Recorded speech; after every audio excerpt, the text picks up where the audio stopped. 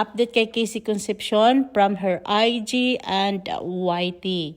Sa mga vlog ni Casey Concepcion at sa mga video na upload niya sa kanyang IG ay patuloy niyang ginagawa ang kanyang fitness pilates, specifically the pilates, at nakikita natin yung improvements sa kanya.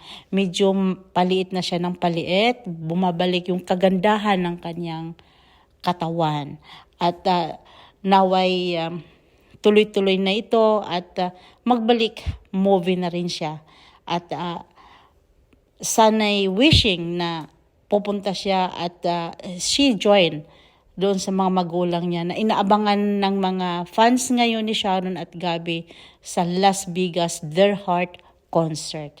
So panoorin natin guys, kasama ang kanyang pagdadiet nito, ipinapakita ang kanyang mga kinakain, kung ano yung very talaga strict diet ngayon si Casey Concepcion. Panoorin nyo guys.